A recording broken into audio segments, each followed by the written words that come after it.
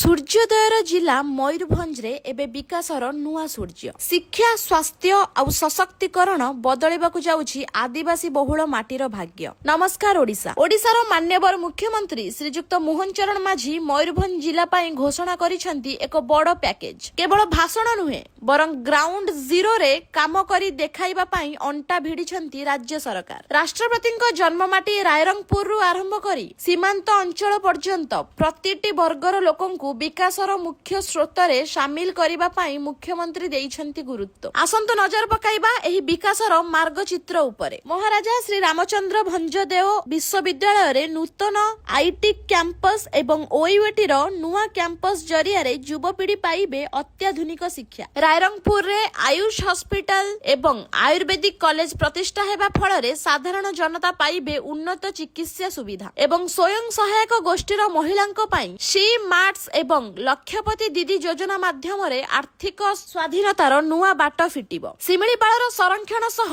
मां किचकेश्वरी मंदिरर सौंदर्यकरण एवं युव प्रतिभांक पाई आर्चेरी एकाडेमीर भित्ति प्रस्तर स्थापन करा जायछि। मुख्यमंत्रीଙ୍କ कहिबा कथा मयूरभंजर विकास ही ओडिशार विकास। एही अंतर्भित्तिकरण विकास मॉडेल केवल जिल्लार रूपरेख बदलाइब नाही बरं प्रतिटी आदिवासी परिवार रे चेहरार हस फुटाइब। 2047 सुधा विकसित भारत गठन रे मयूरभंज अवदान हेब सबुठारु गुरुत्वपूर्ण। तेबे मयूरभंजर एही नुआ रूपकु नेई आपणक मतामत कोन कमेंट रे निश्चय जणांतु। एमिति अपडेट पाई आम चैनल को सब्सक्राइब करंतु। नमस्कार, जय जगन्नाथ।